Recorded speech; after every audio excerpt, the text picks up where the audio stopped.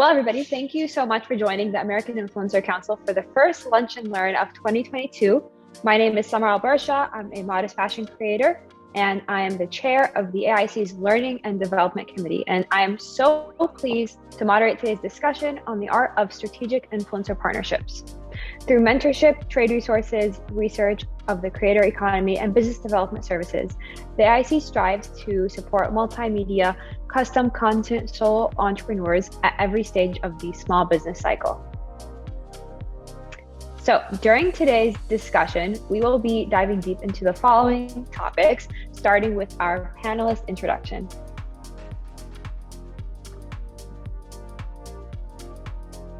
So just to kick it off, my name is Summer Albarcha. As I mentioned before, I'm a fashion content creator. I've been in this space for over 10 years now, and I currently serve on the AIC as the chair of the Leadership and Development Committee. I'm also the founder of Summer Evenings, an evening gown brand with modest styles in mind, launching at the end of this month, which I'm super happy about, and I can't wait to release. We have a very exciting lineup of key opinion leaders today, from digital brand architects and CreatorIQ. And I would like to have each of them introduce themselves as well, starting off with Christina. Awesome. Thanks, Summer. Hi, I'm Christina Jones. I'm SVP of Talent at Digital Brand Architects, and been in this business now for about 8 years, managing talent and building careers. And have to say, so far, we've been really successful with the obstacles and everything that we've hit. We've come a long way after 8 years, but I oversee a team of managers here, and our focus has really been on the video side of things, TikTok, YouTube, now Reels coming into it. So that's really my specialty. Mm-hmm. Very, very nice to meet you and introduce you to the crowd. All right, next we'll take it on to Ariana. Hi, very happy to be here. My name is Ariana Pappas. I'm a vice president of talent as well at DBA. Similar to Christina, I've been in the industry and actually at DBA for now a little over 8 years, working out of our New York office. I also oversee a group of managers and talent professionals at DBA. And I also manage and focus on our talent who fall into the fashion, beauty, and lifestyle category. A lot of our top converters and ones who very much focus on conversions and sales when it comes to their content. That's amazing. Very nice to have you with us today. All right, Jason, whenever you're ready. Awesome. Hi, everyone. I'm Jason J Sharma. I'm the VP of Product here at CreatorIQ, where I spend most of my time focused on e-commerce, affiliate, and creator-facing tools.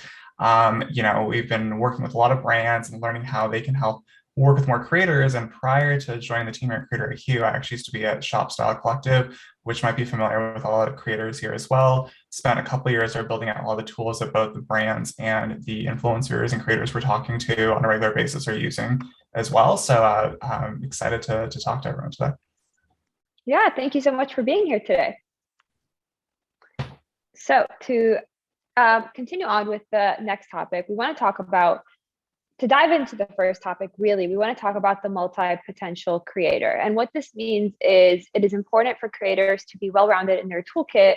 Instead of having like one deliverable, like an Instagram post or story, we really want them to diversify their portfolio to increase earning potential. Forbes recently released their annual list of the highest paid YouTube and TikTok stars of 2021, and YouTubers collectively earned about $300 million in 2021, which is up 40% from the year earlier. If you want to talk about the highest paid TikTok stars, they're collectively earning $55 million in 2021, which is up 200% from 2020. And what is going on is that the creators on this list are expanding their reach both online and offline, and dabbling into product development, podcasting, music deals, and so much more. And it really goes to show that the creators of today are multi-potential and small business enterprises who want more autonomy when it comes to the monetization of their brand and image. And so going off of this, I'd like to ask a question to Christina. And I'd really like to get the conversation started by getting DBA's opinion on the current state of creators and how brands can best approach a creator with an offer. Should you randomly slide into a creator's DMs, or how would you go about kicking that off? Yeah. So I think that the creator economy has changed so much in the years, in the years that it's been existing. And I think back then, it was very normal for a brand to slide into creators' DMs, right? A lot of creators didn't have representation. A lot of creators were not only being creators, they're also being their management, their accounting, their legal, everything. Nowadays, that's actually pretty rare, right? A lot of creators do have some sort of management or representation or help, because at the end of the day, realizing you can't do both, it's not sustainable, right? You need to put together a team. And so for us, our preference is, first off, it's really important for our clients to have relationships with brand partners and agencies, right? This isn't just a transactional experience. This is building, whether it's a campaign or a brand or a product, whatever it is, it's really connecting, right? Oh yeah, 100%. So I think that is important. Yeah. But there is a difference between connecting with a creator and ideating with a creator comparative to putting a creator in almost in a corner situation, taking advantage of the friendship, where they're asking about rates, or they're saying, oh, we only have this much to the creator and everything. And I think that puts the creator in a hard place. So I think with brands, it's really important to ask if they have representation, to ask if there's someone to talk to, and then respectfully, go that route. I think that too many brands, a lot of the times, use a family friend discount situation or try to take advantage. And, I don't think that's the right move to do. And I don't think it puts a good taste in creators' mouths either, where they're like, why is my friend who isn't close to the brand getting, 5 times more than I did? I thought like we were friends. I thought you'd pay me my true rate, and I, took a lesser rate because you said that's all you could afford. Yeah. So I definitely think in terms of when brands approach a creator, definitely have a friendship, definitely connect. That's important. But any business related terms, at least ask if they have, some sort of representation or management. Yeah, I think transparency is really important too, as you mentioned, because you don't want people feeling like they're not getting something fair out of their relationship as well. And I just want to, steer this question as well to Ariana. When it comes to creators' early journey, what type of evolution do you see in the deals being brokered from a micro creator to a mega creator? And by that, I mean, how do you prepare your clients to build up their business between the two levels? Yeah, I mean, I think the most obvious is there's a shift in seriousness. Not to say that all deals shouldn't be taken seriously by a brand or an agency, but I think when you go from, working on a more micro-focused campaign where you're going out to 200 different influencers and paying them a very small fee versus working with a mega creator who you're paying $500,000, there's an obvious shift when it comes to how that's brokered, how, deliverables are being met, how the whole entire process of that deal goes. There's a lot more attention to detail. There's a lot more seriousness if something goes wrong. There's a lot more eyeballs from, an assistant who's pulling the stats on the brand's end to, the chief marketing officer of the company. So I think that is like kind of the very obvious thing. There's that shift when it comes to, advising our clients, when it comes to, preparing them. I think it depends on what level of their career they're in. Most of our mega influencers, for instance, like they have a full-fledged team on top of us. They have, a business manager. They have, even 8 to 10 people internally when it comes to creating content, to managing their schedule, to managing, their content calendars. They have lawyers, they have accountants. So I think there's the infrastructure. And then as they progress and they grow in their career, especially when working with DBA, we're working on best practices to make sure they're hitting deadlines, to make sure they're understanding, what their contract reads, to make sure they're understanding, the little nuanced things that we come across. So I think as they progress and as they grow, and when they get to, all of our goal of being that mega creator who is getting that $500,000 or $500,000 million deal or whatever it is, they're at a point where they've gotten all the little hiccups out of their system, and now we're ready to Well, that's really, that really takes us on to the types of influencer brands that, they want to work with. Kiana, if you want to pull up the slide. 50 million individuals consider themselves creators, and creator middle class is dominating this space. And as you mentioned, Ariana, I know that there is this distinction between, the mega creators who are pulling in those huge branded deals, and then you have the micro creators who are getting a lot of work as well. And if you look at the statistics, it's actually, they're pretty much dominating the space at the moment and for the future. And it is important that, when oftentimes micro creators will stress about the numbers and their growth, but if you think about it, it's not as pressing of a topic, I would say, in 2021 or 2022 compared to being able to meet that demand of the projects that are out there, really. And so as we're talking about like huge marketing spending, it is going into that level of creators. And I just want to point this question more to Christina. How important is it in developing a niche when you see clients targeting one niche over another? I would say in this day and age, it's actually very important. Yeah. I think we went through a weird time where in 2014 through 2017, there was a bit of a niche, right? Like fashion bloggers, beauty YouTubers, very specific, right? And then probably between 2017 to really 2019, I would say that you wanted to expand, right? You wanted to be everything. You wanted to be lifestyle, fashion, beauty, Travel. Travel. Yes. Perfect. Travel, everything. And now we're getting back to a place, and I really think it's due to the evolution of TikTok and its algorithm, where you do need to have a niche again. You do need to have a perspective. That doesn't mean that you can't also enjoy fashion, but at the end of the day, if you're known for beauty, then that is kind of your niche, right? And need to lean into that niche. And if you have other interests that you want to share and everything like that, maybe it's a separate channel. Maybe it's a, one day a week thing, like a Fashion Friday or something of that sort. But now brands are looking for the key players, right? Why would a home decor brand want to work with a lifestyle influencer versus an interior designer? Yeah. So there's definitely that distinction. And I know, bouncing off of that, how can a creator best stand out in the market? We talked about niche, and what recommendations are you seeing being given to your clients? I think owning your space. Yeah. Obviously that doesn't mean taking people out of your space, but owning your space and being confident who you are, instead of saying, oh, I like decor, I'm an interior designer. I like fashion. No, I'm a fashion expert. Yeah. Right? And I think it's very important to own your space, because at the end of the day, you're probably more of an expert than you realize. You probably have more knowledge than you give yourself credit. So being able to put in your bio, beauty talent, beauty influence, beauty guru, fashion, blogger, mom of two, anything that that your audience is coming to you for advice for, then you're an expert in.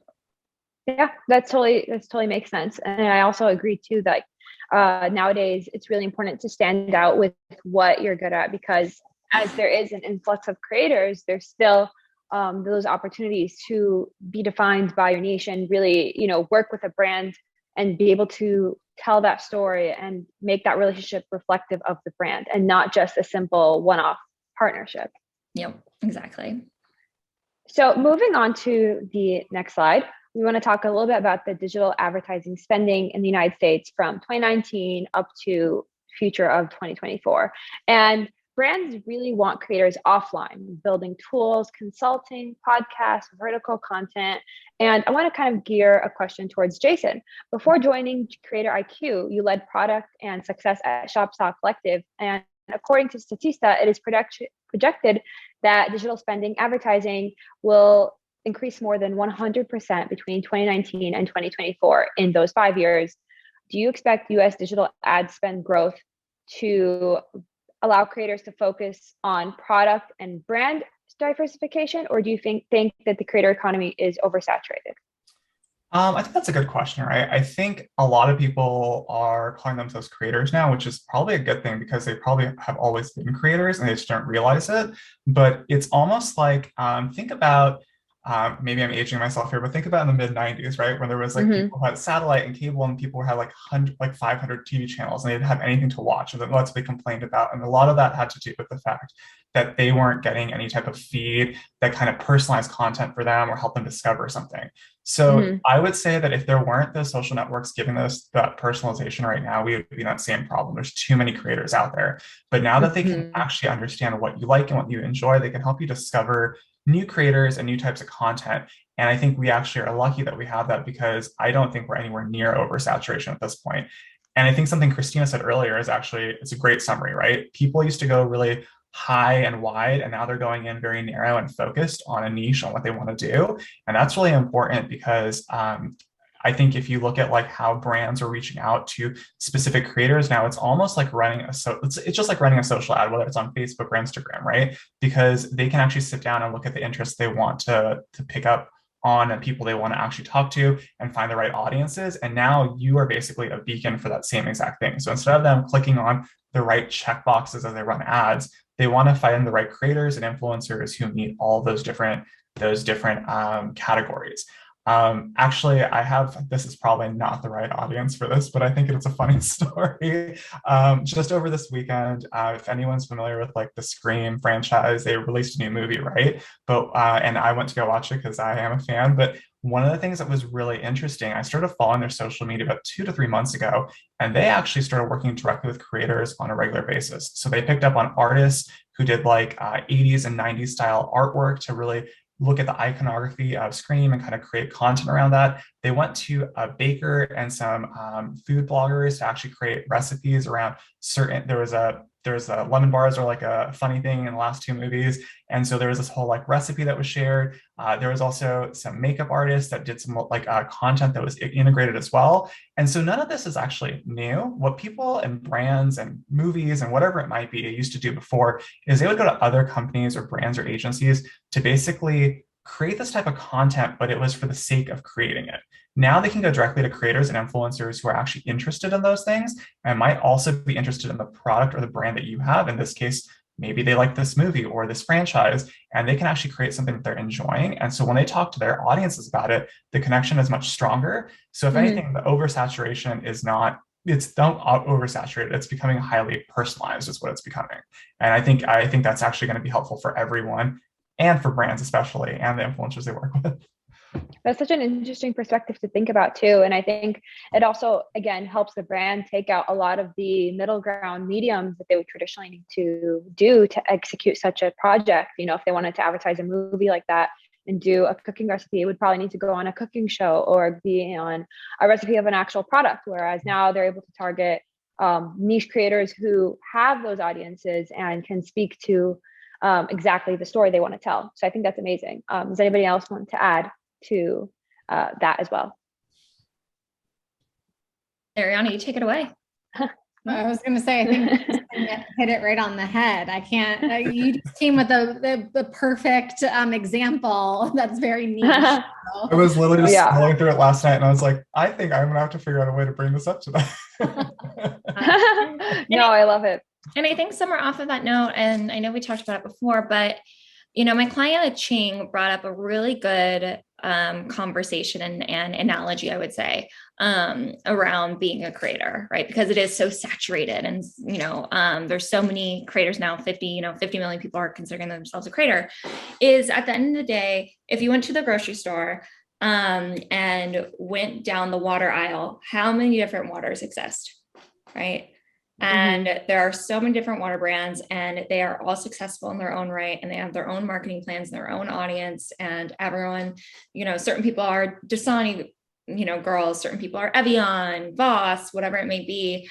And so at the end of the day, you have something to bring to the table, right? You can create your own audience. That doesn't mean your audience might not, you know, be interested in other talent as well, and other, you know, creators and niches, but at the end of the day, you have something to bring to the table. So I think that's something important to remember when everyone tells, oh, it's so saturated and everything like that. At the end of the day, Emma Chamberlain started her YouTube channel, 10 plus years after YouTube became a thing, and grew overnight, basically. So it's not about it being oversaturated. It's about, back to your original note, standing out in your own authentic way. Yeah, no, I completely agree. I want to switch gears here as well and talk a little bit about objective setting with a potential client. And this is a question geared towards Jason. What are some of the best in-class examples of campaign goal setting? Oh, okay.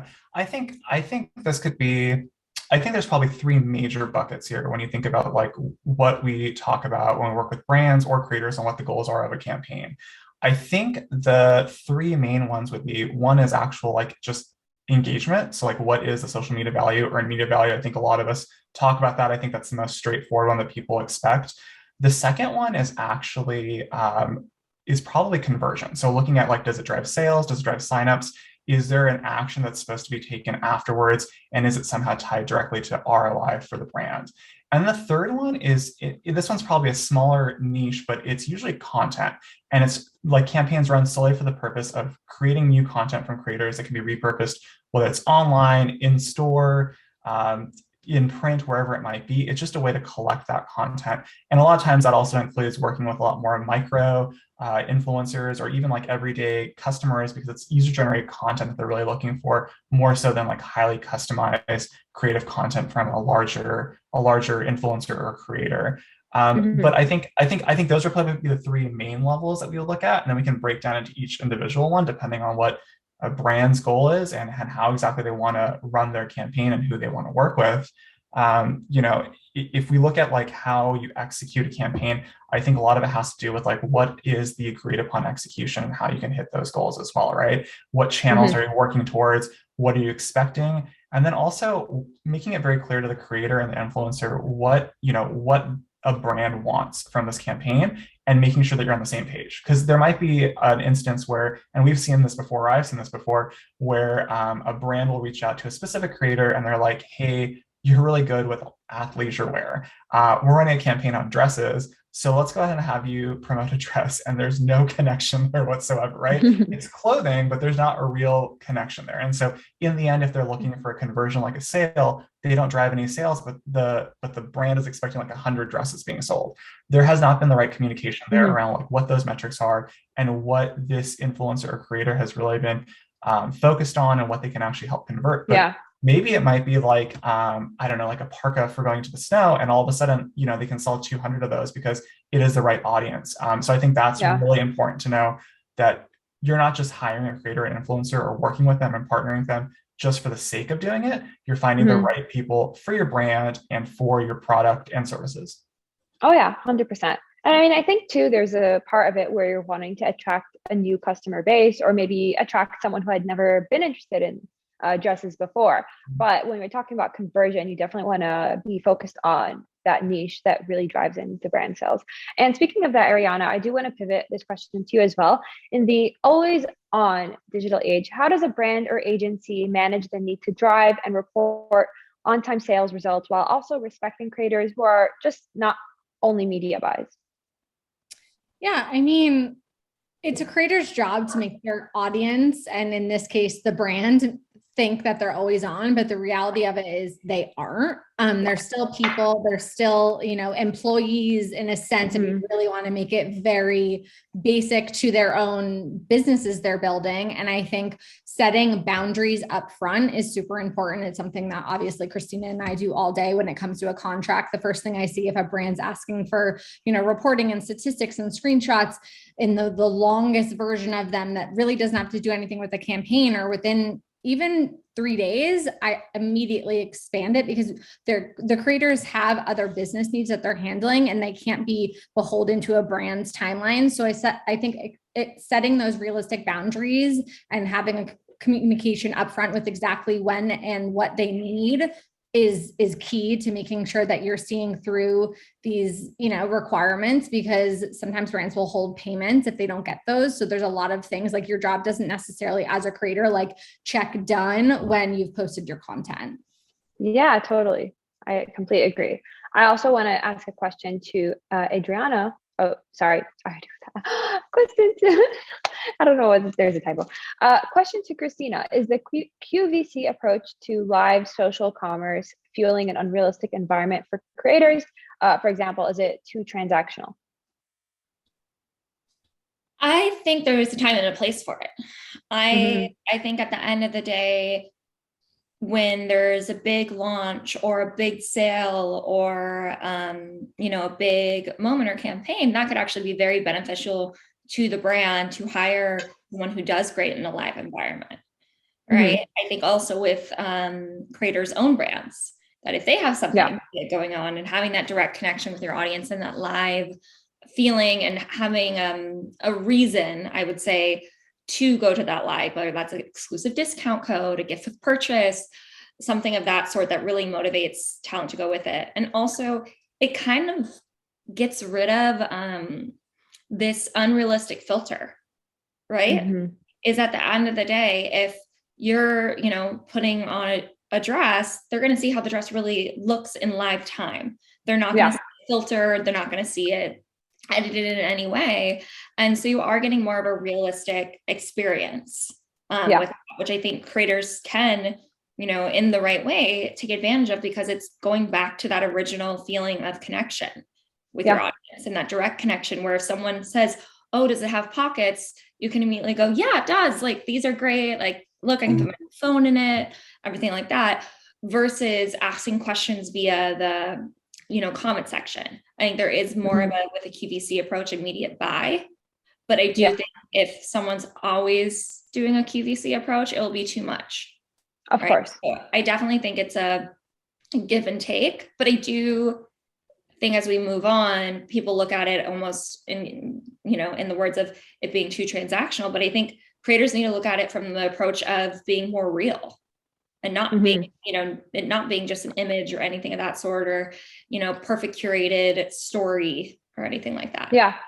And I think that takes us into the next question. We're talking about like the importance of TikTok creators, because as you can see, like TikTok has created this more transparent, more niche way to engage in creators' content. As you said, we're not posting a filtered photo, you're posting a live video, or not necessarily live, but you're posting a real video that really can't be as filtered and edited. I mean, technically it can if you're uploading it, but if you're using the app's features, it's not. It's typically as is, and you're showing really like outfit videos, for example. You're showing exactly how it looks in real life, the colors, you're going to be more transparent with your audience. And so taking on that, I mean, according to the App Annie, TikTok ranked number 2 after YouTube in the breakout apps for 2021, and is now expected to surpass 1.5 billion users in the next 12 months. And so I'm going to steer a question to Christina. How do you advise creators when or when not to jump on a social media trend or a product hype? So my advisement is always try it out.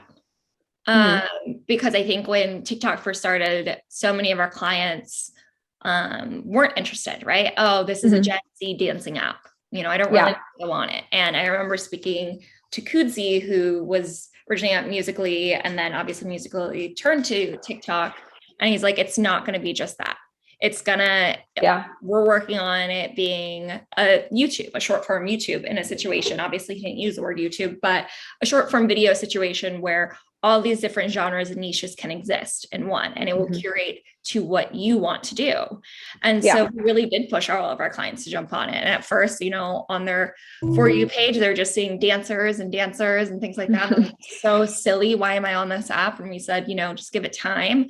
And then they started to see the changes. They started to be at the forefront of those changes. And I think every app that I've seen, at the end of the day, go on it. Worst case scenario, it doesn't become a thing. Best case scenario, you find a whole new audience and a whole new connection, and a whole new, transactionally a whole new revenue stream potentially. No, I completely agree. And I think too, a lot of the Instagram creators that hopped on, the TikTok trend initially and were starting to create fashion content there, they really did pioneer that industry there, because as you said, when you're on it, all dances, even if you're going into other categories too, like the food bloggers that were traditionally on Instagram, starting to create content on TikTok, they're having completely different revenue streams and audiences, and that's also helping their growth on other social platforms as well.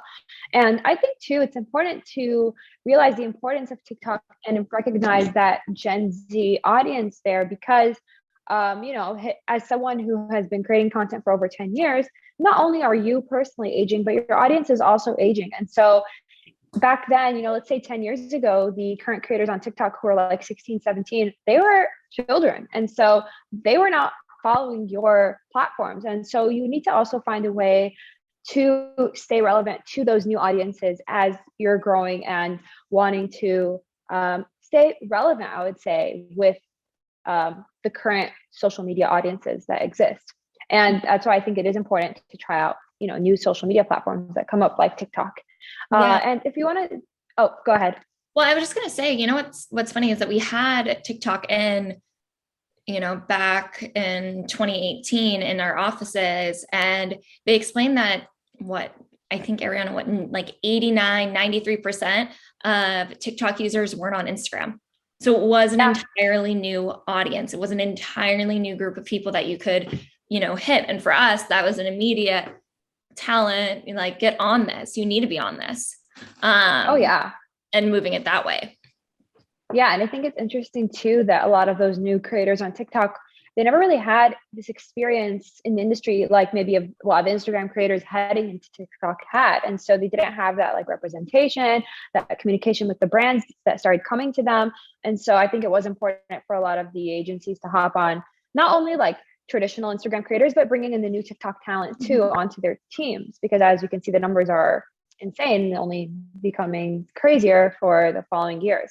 And I want to just take this time to also dive into a topic about navigating red flag contract clauses. And I know this is kind of on the topic of not having that representation. And this is a question to both Ariana and Christina.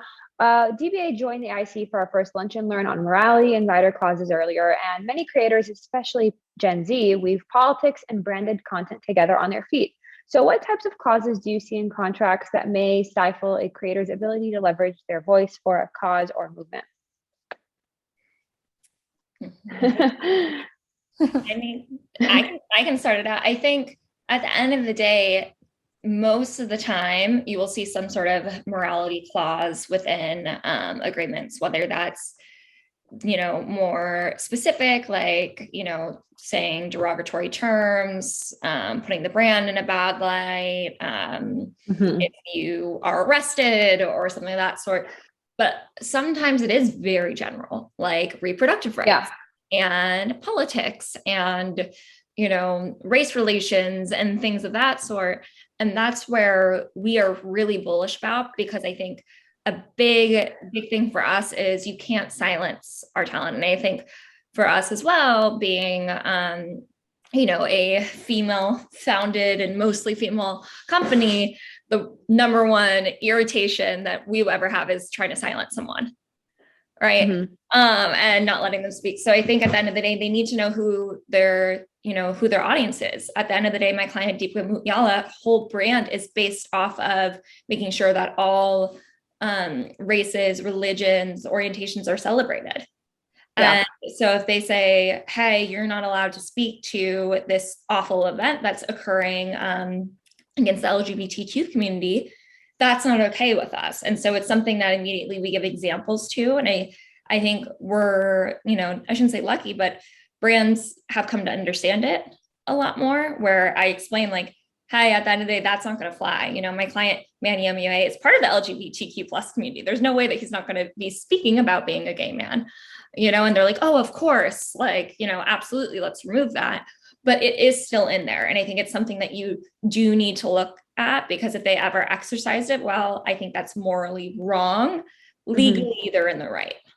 Yeah, I completely understand. And I think too, Ariana, do you want to add to this as well before I talk? Yeah, I think just to make it really basic, always look out for the paragraph that's titled morality clause. I would say that it's being less and less added to contracts, but any big Fortune 500 company, ones that you think would lean a little more conservative, just from a sense of they just don't like any sensitive content, will try to add that. And they'll also be super vague, overarching. They'll talk about sexuality, they'll talk about nudity. They obviously go into things like felonies and drugs, but a lot of the times they just slap it in there and not thinking. Like when I review a lot of contracts, and 9 times out of 10, the terms aren't even right, but we agreed to. So I think we need to never assume that a brand, whoever you're working with is paying attention. No insult to anyone out there that works on the brand side, but it's just how it is. Like legal templates are very convoluted and confusing. And we'll get one that has sexuality mentioned. And I'm like, my client loves her sexuality and talks about it all the time in a joke with her husband. Like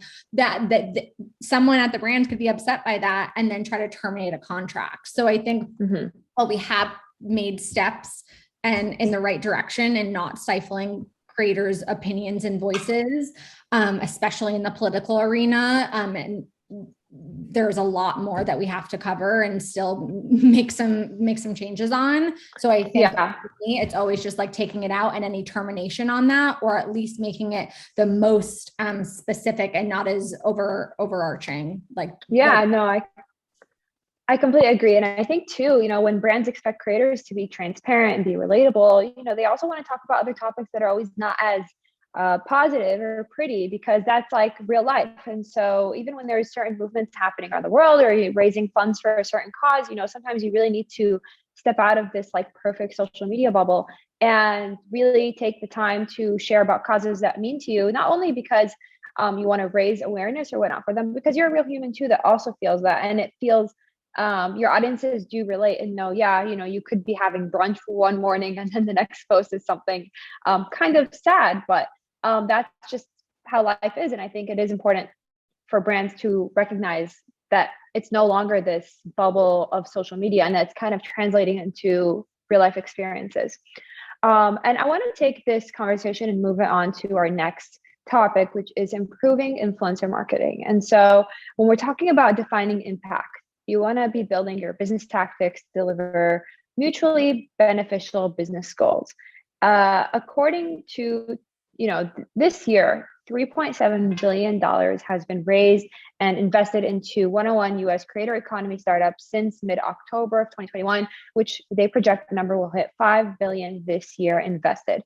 So I want to gear a question to Jason. Influencer marketing has matured, but brands continue to list issues with reporting ROI. What tools or streamlined reporting tactics can brands use to define business impact?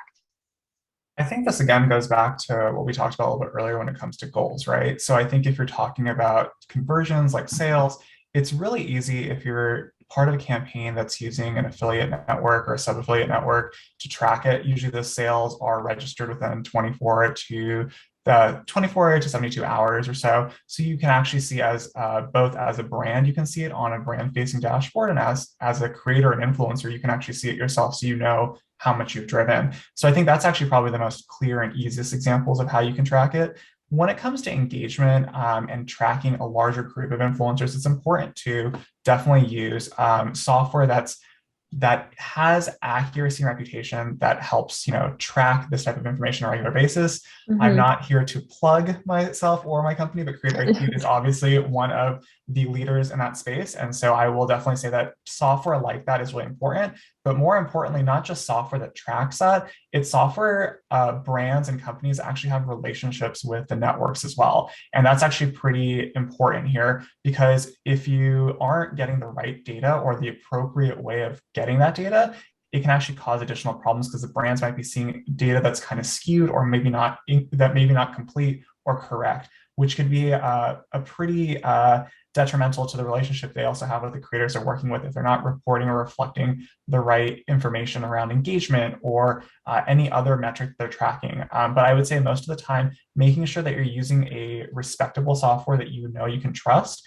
And worst case scenario, if you're a brand that's just starting out and working with creators and influencers who are still, either whether they're micro, mega, or whatever level they might be at, it's just making sure that you have a template and a scorecard almost of what you're looking for. So if you do have to do it manually, at least you know what you're going to be asking for, and asking for it upfront, so that creator, that influencer knows in advance that, hey, for this campaign, I might have to do something as simple as a screenshot just to prove to you something has happened. As long as you know what you're looking for and everyone is on the same page in every party, I think you'll have the best results from there.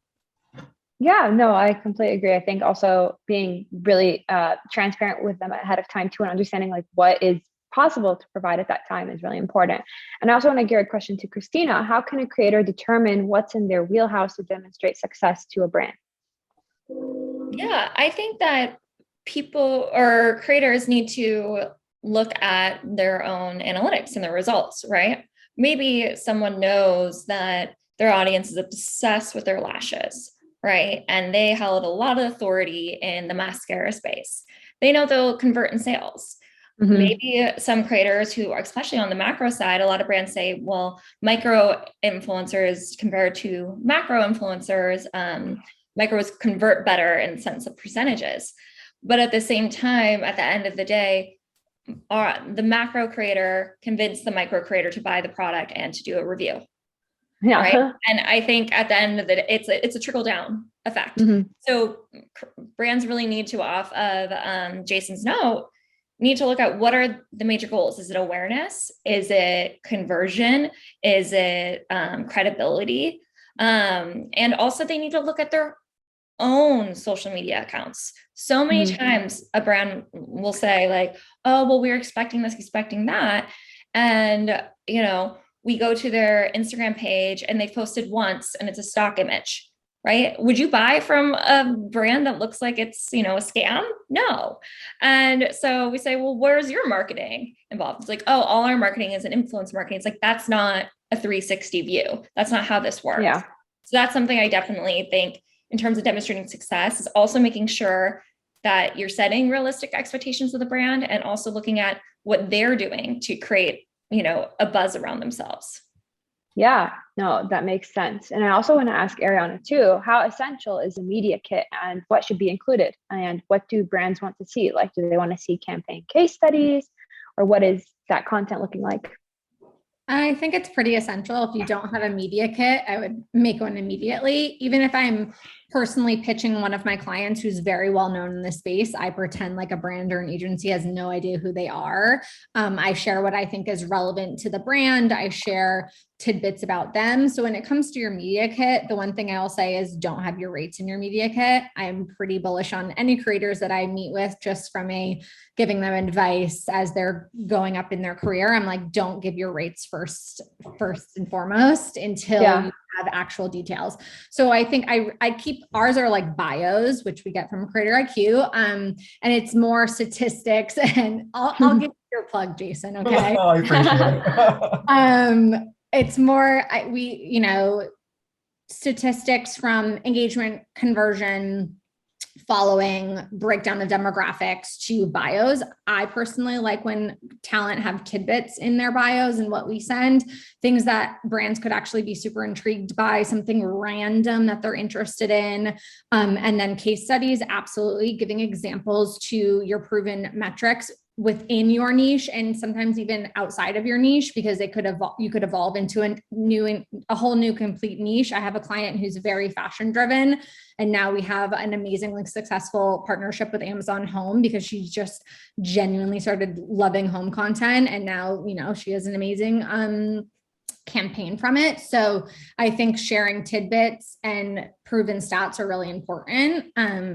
Yeah, no, I completely go. Oh, sorry. Do you mind if I add one thing to that? So I think like everything everyone said is like super important. I think the one thing that most creators and influencers should know is they know themselves better than anyone else, right? And there's so many tools out there for free that can give you everything that you need to help you summarize all the data about your profiles and your social presence.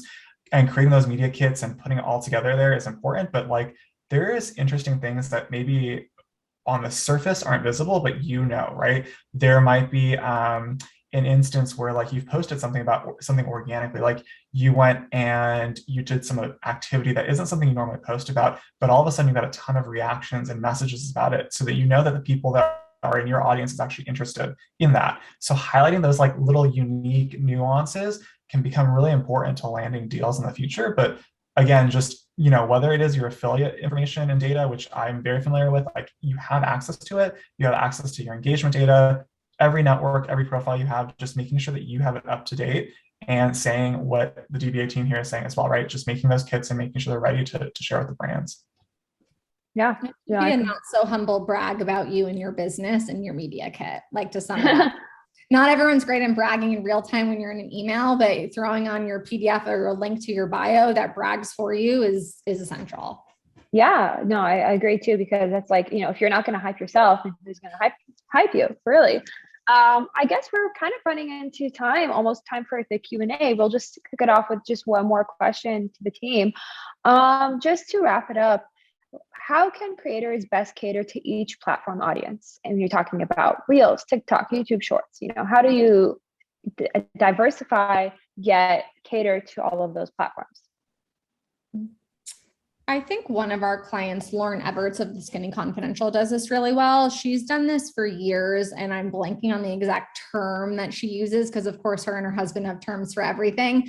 But she basically sends all of her followers to every single platform, but on every single platform, it's different content all tied to the same thing. So I think I personally love when creators have like a different voice and a different POV and a different content perspective on different platforms. Another one of our clients, Christelle Lim, does it really well. I'm sure the Gen Z followers on TikTok who call her their rich mom, yeah, have no idea that she's, a co-founder a few times over of some very successful tech businesses like Blumo. So I think when they have like a different persona on different platforms, but still are true to themselves, is really engaging, but also leads to a lot of different business opportunities, because a brand that wants to work with you on TikTok isn't necessarily coming to you for your Instagram or your blog or what have you, because it's a different voice and POV. Oh, totally. Yeah. I would say, and it's funny because I've recently had this conversation with a client. Deepika Mutyala, she has her TikTok, and her TikTok is really an outlet for fun, right? It's jokes that she can have and make with her community, jokes, and connections and fun moments around her culture and everything like that people relate to, right? Her Instagram, a lot of people are at her Instagram for the business advice. And, how do I start my own business? How, as a woman of color, do I raise capital? How do I, be seen in these rooms? How do I, grow this community, everything of that sort.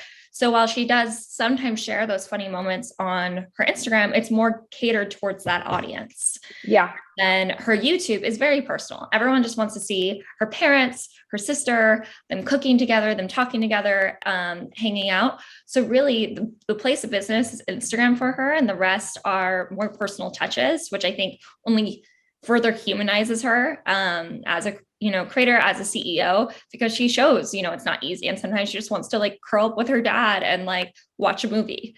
And that, everyone feels that way.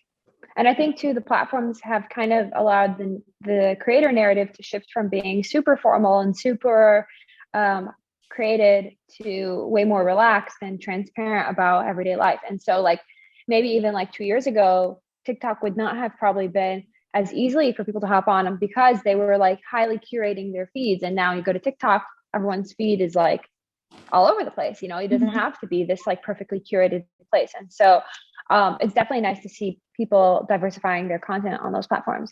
Jason, do you want to add anything to this question before? Yeah, I'll definitely be fast about it too. I know we have time. So I would say that it's no different than like these creators and influencers becoming brands themselves. But also, if you think about it one more time, it's all of us on social media as well, right? You don't post the same things on like Instagram or a TikTok as you would on LinkedIn, right? So it's just making sure you find the right channels for the right types of content. And I think we all kind of come full circle eventually for it. And I think that's what's happening out with the entire creator economy and everyone here. So I think that's probably the best way I would look at it as well for everyone. Yeah. So let's go ahead and dive into some of the Q&A that's happening in the chat right now. And I'm going to go ahead and ask one of the questions. Do you all see brands working with micro influencers to develop user-generated content? I think yes. I think that we're in especially right now, in a world where it's very hard to not do that. I think a lot of the times though, now I'm seeing unless the content is beautifully done, a lot of times maybe they'll hire internally or hire an agency to create that UGC content in that sense. So you have to think about what can you provide. If you're just providing an image of you holding the product, that's not really going to be interesting to a brand, right? Yeah. If you provide beautiful product shots, beautiful imagery of you using the product, reels, things of that sort, that's going to be really interesting. And you're going to develop a really great, package for the brand to consider, because it would be more affordable and a better use of their money where they're at to hire a micro influencer versus a, outside agency or, branding company. Yeah. I'd probably also add to that. I mentioned this earlier for like goals that brands have when they run campaigns. There are actual services and like software platforms that brands can actually hire that are geared towards collecting UGC. And essentially it's going after micro influencers or very small accounts that maybe wouldn't even consider micro at that point to collect just beautiful content from someone who's up and coming. So I think it's very much there's a niche there, and I think it's going to continue to be growing and useful for every brand to look into it as they look for more content to use across any channel. Mm-hmm. Yeah, we have a question. Oh, go ahead. I was just going to say, I think 99% of the contracts that we get, brands ask for usage rights, whether they're asking for additional content so it's fresh or asking to repurpose. I think most of the time it's actually insane. It's one Instagram post and they're saying, we want to use it for a year on all. And I'm like, you're out of your mind if you think you're going to use this one image over and over. But even at the end of last year, I started seeing some agencies coming for a specific brand, and I'll actually share it's Marshalls because their ads are continuously running right now on TikTok purely for user-generated content. They don't even want the influencers to post. So I think it's coming back around where brands, if they necessarily can't afford, in a sense, talent to post, they'll ask them just to create the content because they have a plan for ads like Marshalls on TikTok. Yeah, that's definitely interesting to see it going both ways and taking that the talent of the creator to be on their platforms and not necessarily on their own. So it's not really about the audiences anymore.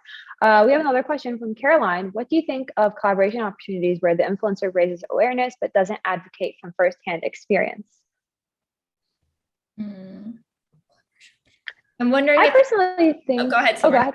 No. I was going to say, I personally think it's important to raise awareness regardless of having firsthand experience or not, because that's just you having that privilege to talk about it without, having any other bearing. I don't know what the word for it would be. You don't have other, like, for example, just to give an example, I'm personally Syrian American, and I'm able to freely talk about, corruption that happens overseas. But, someone who's actually Syrian and going through it may not be able to because of government restrictions that they're undergoing. And versus me living in the States, I have that freedom of voice. And so that's something I should exercise as someone who doesn't have firsthand experience, but can talk about the topic. Agreed. Yeah, I think here it just depends on what it is, right? Like hiring a white talent to promote Black History Month is awful and a terrible idea, and spend your money on the many amazing Black creators who can speak to it, right? Yeah.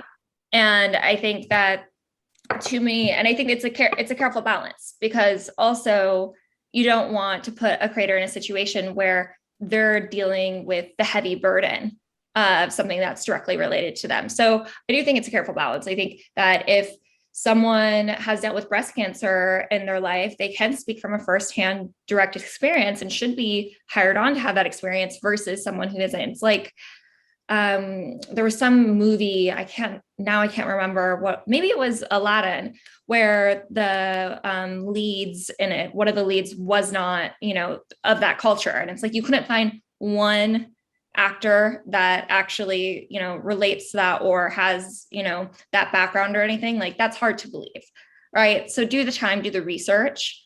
I think as a creator, if you're put in that position and you really want to be an advocate of something, maybe you aren't directly related to breast cancer, but someone, whether in your family or friend group or other influencer that does, bring them into the conversation, suggest to the brand, like, I don't have a direct experience to it, but I want the voices to be heard. All right. Yeah, and there's a way to do it in a right way if you're put in that position and you don't want the offer just to completely disappear in the sense of the advocacy and everything. They just end up not doing the campaign. It's like, no, let's do it, but let's do it the right way. Yeah, I think too, it differs when it's like a paid campaign versus an awareness type of campaign that's not paid. Because if you're getting that spending money and you're not a part of that group, that's, that's where it's kind of a gray area. But when you're not being paid, of course you can advocate for different topics. That's like a given. Does anybody else want to add to that before I go on to the next question? All right, we'll go on to the next question. So we have a question from Corinne. As a micro-influencer, when is a good time to find an agency to work with, or should you wait until you become closer to macro status?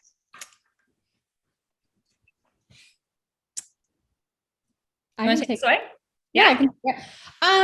I don't think there's any necessarily like barrier, right? Like we get a lot of questions of how big do I have to be in, have a manager? How, what is my following? Like, we even have agencies asking us that before they suggest someone. The answer is there is no set kind of limit, right? I think when your business needs hit a point where it's time to bring on outside, in a sense, help, because eventually we want to be all internal and, family at that point. But I think when your business is getting to a point where you're not able to handle all of, your contracts and your content and everything that goes into building a successful business, and outside of that, launching new ventures like a podcast or, licensing deal or whatever, and you're not able to handle it the way that you did in the beginning, where you're hitting every, target, where you're able to, meet deadlines, all of those things, that's when it's time to consider either as a manager, like we are at DVA, or an agent, like, a larger agency,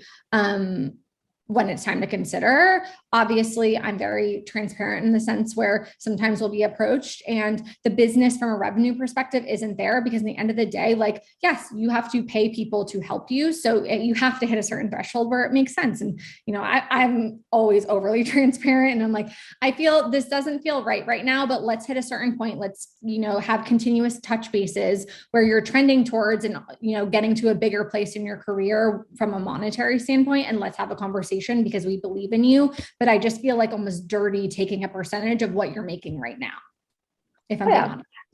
Yeah. And I think it's amazing. It's great too, to have that conversation up front, because, for example, in my career, I've had conversations with brands that would be like, we love your content, but we'd love to see you go more on this path and then come back and talk to us when you do. And then I was able to work with them after, months or years of growth. And so, like, brands that once have turned you down, maybe a few months later, they'll come back to you because they like the direction you're going. So it's good to have that conversation, and even just get an analyzation of what improvements would you like to see before I'm able to work with an agency of this status. Thank you so much for that question. Now, next, let's move on to a question from Ali. I think this will be our last question. What would you recommend to a creator that has been more of a lifestyle creator to narrow it down to a more niche? Mm-hmm. I feel like, Jason, you guys might have analytics around this. Yeah, I would say this is probably a combination of data, but also it also really depends on where your audience is, like, kind of is driving you as well, right? I think this was discussed a little bit earlier as well, where as we start narrowing down the focus on where a creator influencer might want to really interact with their audiences, it really depends on what they're attracted to in terms of like what you're posting and how they're reacting and engaging with it. I think also, again, if you're using any type of affiliate or monetization, linking as well, where you see people are actually converting, is actually a great way to see what's interesting. There's always surprises in when it comes to affiliate as well. Someone's like, hey, I only do like high-end designer dresses. The next thing you know, they post an ice maker and it's like their best-selling product ever. So it's really important to make sure that you diversify with those products, and it can actually help you understand what content actually is resonating with your audiences. So it's it's a free tool for most influencers and creators. So it's actually a great tool to utilize to see, hey, this is my test content, what is working and what isn't. And actually, that would be my piece of advice. If you're used to posting about a single type of content, diversify it a bit more and see what people are actually reacting to and clicking on in terms of those affiliate links, and see, what is driving sales. Because if you post more of that, you'll find a niche that you actually should be growing more in. Mm-hmm. Yeah, completely agree. Kiana is requesting just one more question. We're just going to go ahead and get Jessica's question. Should creators with corporate experience note it in their media kit bio? Yes. So I think it's so important to talk about the other areas that you have. One of our clients is a lawyer, right? That's incredibly interesting and brings a level of credibility that others can't. My client's a licensed therapist. So when speaking to mental health, he can speak to it with, an educational background to it, and not, taking away from people who specialize in mental health, but that adds something to it where you can speak from it from a more educational, credible space. So absolutely. You're getting a ton of asks for multifaceted creators. So a lot of it is saying, do they have other careers? Do they have other businesses? Like what's their, their it factor outside of their having, an amazing platform? They want some almost professionalism, which I don't like saying that word because we're all business professionals in what we do, but something that maybe is a little credibility. More, yeah. In some sense. I completely understand. Totally. Well, that's time. And I just want to thank you guys so much for, joining today's conversation. It was so much, so much education, and a lot of topics that we covered today are really interesting. And I hope it was very beneficial for our audiences. And I want to encourage everyone to check out the AIC's Resource Hub if there's any more topics that you want to know more about. And I encourage everyone to also find all of us on social media as well, which is included in the Zoom link today. Thank you so much for coming, and we hope you guys have a wonderful rest of your week. Thank you. Thank you, Summer. Thank you. Thank you. Bye-bye. Bye.